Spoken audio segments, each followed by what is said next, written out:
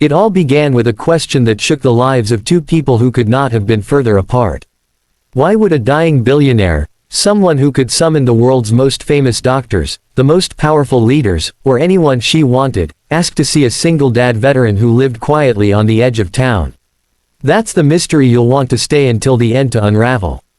And before I take you on this journey, don't forget to like this video and subscribe, because what you're about to hear is more than just a story.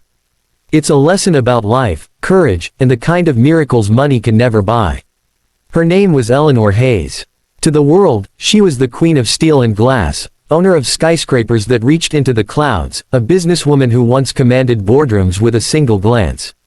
But by the time our story begins, Eleanor was a shadow of her former self. Lying in a hospital room overlooking a skyline she once built, she was frail, her body weakened by disease. The doctors had given her weeks, maybe months, but Eleanor wasn't afraid of death. What haunted her was emptiness. She had all the wealth one could dream of, but her family was gone, her friends distant, and her empire suddenly meaningless. She wanted to see someone, not from her world of money and power, but from a world she had long ignored. That's when she asked for him. His name was Jack Sullivan.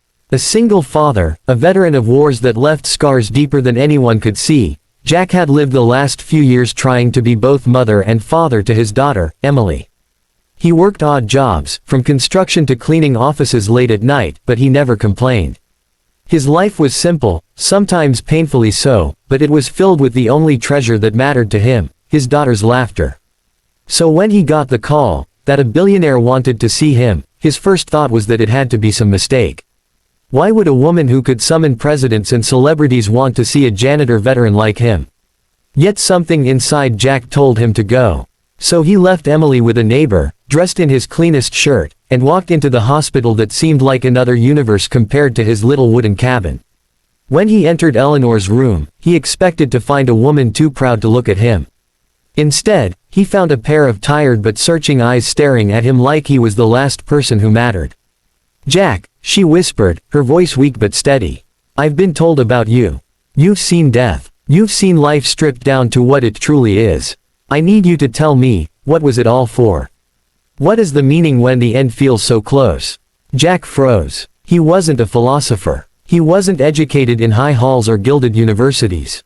He was just a man who had held dying brothers in his arms, who had come home to nothing, and who had built a fragile but beautiful world with the little he had left. He pulled a chair closer to her bed and sat down, not as a guest, not as a servant, but as a human being who knew pain. He told her stories, not of medals or battles, but of quiet mornings when Emily would crawl into bed and whisper, "Daddy, don't go to work yet."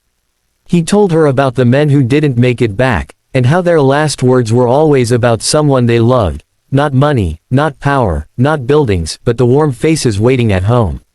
He told her about nights when he had nothing to eat but still found strength because Emily's smile reminded him that even the smallest joys were worth fighting for.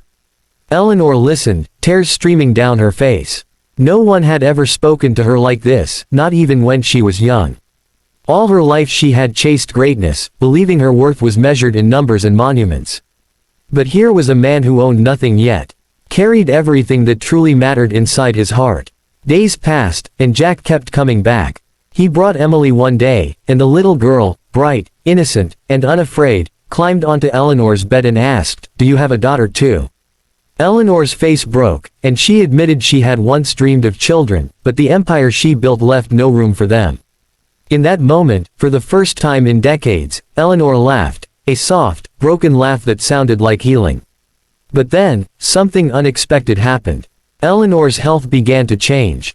The doctors, baffled, noticed her condition was stabilizing. The woman who had been counting days suddenly had months, and then more. They said it was impossible, but Jack knew. Hope had returned to her. For the first time, Eleanor wasn't fighting death, she was learning to live. And so she made a choice. Quietly, without grand speeches, she began dismantling parts of her empire. Not to hoard more, but to give back. Hospitals, schools, shelters for veterans, homes for single parents, her fortune began to flow where it was most needed.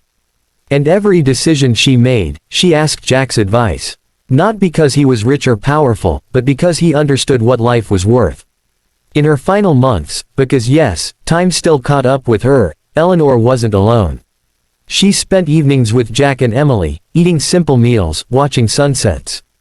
And when her last day finally came, she didn't whisper about regrets. She smiled at Jack and said, "You were the miracle I didn't know I needed. Thank you for showing me what I could never buy." When she passed, her legacy wasn't the towers she built. It was the lives she touched, the families she saved, the love she finally found. And Jack, standing at her graveside with Emily's hand in his, knew something he would later teach his daughter. Sometimes the richest person in the world is the one who learns to give their heart away before the end. So, if this story touched you, remember, life isn't about what we own, but about who we love and how we live. Make sure to like this video and subscribe, because stories like these remind us all of one truth. No matter who we are, we all share the same ending. What matters is how we spend the time in between.